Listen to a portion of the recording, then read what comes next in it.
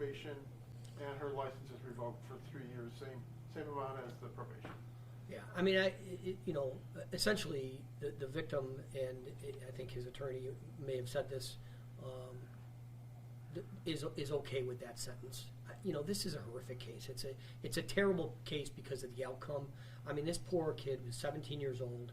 He's had, I think, over 30 surgeries. I think we were told he had over 30 surgeries. He's paralyzed. He's lost a limb. He's lost a leg.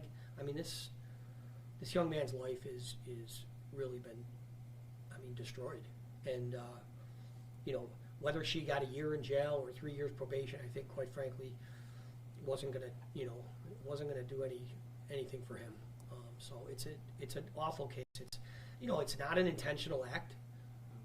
It's reckless conduct for sure, and it's completely irresponsible. And unfortunately, it's really destroyed this kid's life. So the sentencing, I think that the victim was fine with it, according to what the lawyer told us, and the judge sentenced to probation, which I guess she asked for a conditional discharge, but at least the judge didn't give her that. She's at least got 3 years probation, and her license is suspended for 3 more years, and she's got nominal fines. But there's no, putting her in jail for a year wouldn't have changed the outcome for the victim at all.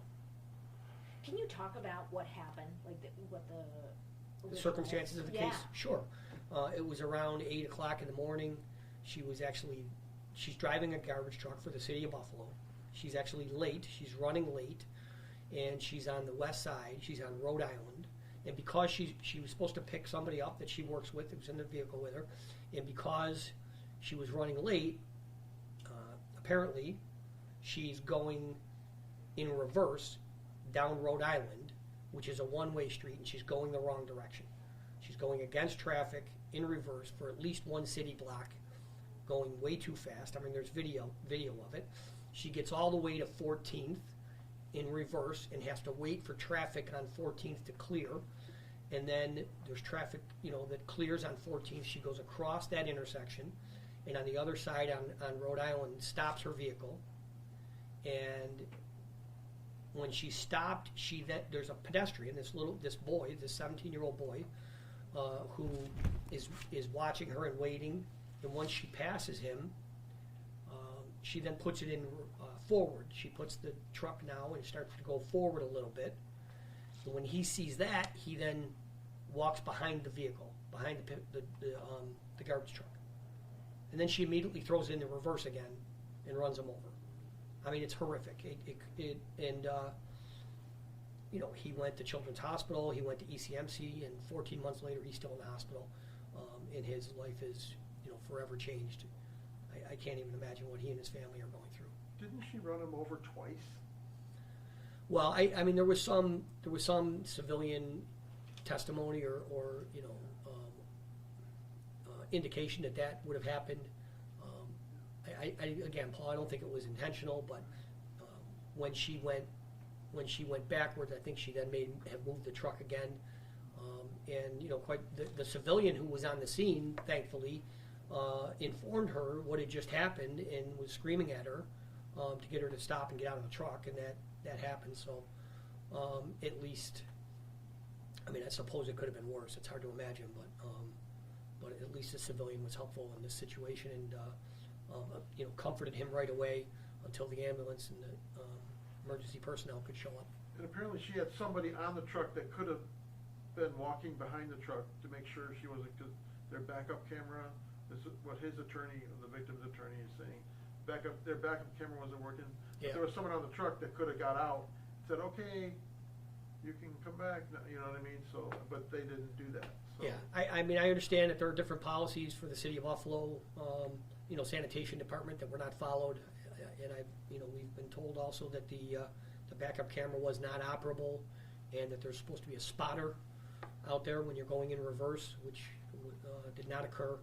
But ultimately, it's the driver's responsibility. You don't go in reverse a full city block and drive in the manner that she did. It was reckless. That's what she was prosecuted for, and that's what we were able to obtain convictions for. And hopefully this young man is able to move on with his life. Can you explain assault 3? Like reckless driving, I think is we understand that, but what is assault 3?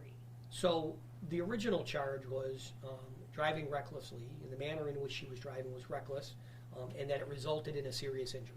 Okay, that was the charge. I stand behind that.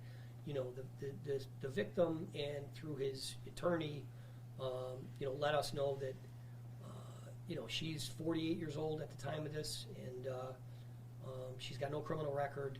And they let us know that they would be fine with a criminal disposition as long as she's convicted of a crime. That they were fine with us offering her a reduced plea to a misdemeanor.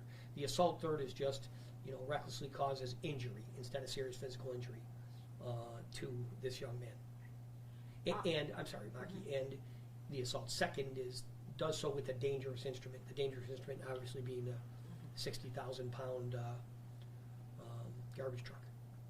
And it ran him over. It like Yes. crushed him, right? Yes. Is there?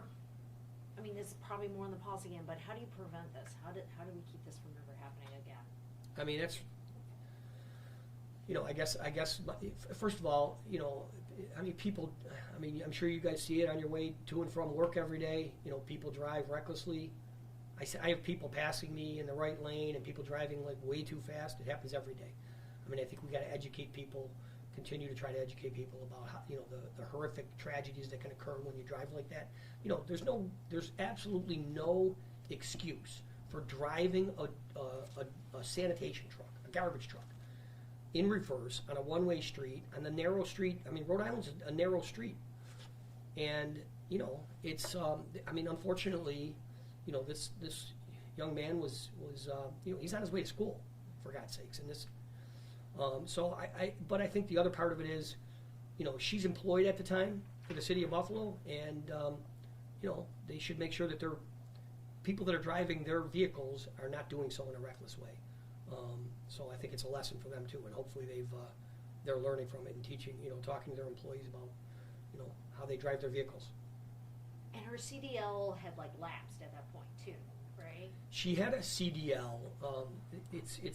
So she had a commercial driver's license, Right. which is a CDL, and it had lapsed. But that CDL was specific. The provision for it was specific for driving a passenger like a bus.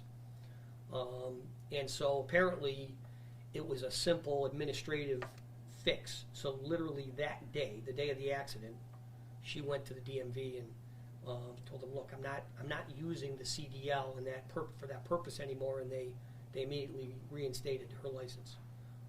So that didn't matter? Well, I don't want to say it didn't matter, but I don't think it wasn't a cause of this accident. You know, with or without a CDL or any license, she's driving, you know, way too fast, in reverse down a narrow city street. At 8 o'clock in the morning, 8:30 in the morning, when kids are on their way to school and traffic is really busy, and I mean, it boggles the mind, quite frankly. She went to DMV after the accident? Yes, same day of the accident. To get her license fixed? Yes. Did that tell you that it was all wrong? I don't, you know, I don't know what to think about that, quite frankly. I don't know how that's the thing that you're thinking about after this occurs, after this horrific accident involving this kid occurs. Right. The thing you want to do is go to the DMV, Paul. I can't make sense of that. Or was that part of the ticket, like being like, hey, by the way, you need to check this out? Well, she certainly may have been told that. Yeah. Okay. That's right. All right. Anything else? No. I mean, I wish this kid and his family the best of luck. I mean, this is a time of year where we spend time with our families and blessings, and you know, God bless this young man. I hope he's able to, you know, recover and have a you know, a meaningful life. Thank you.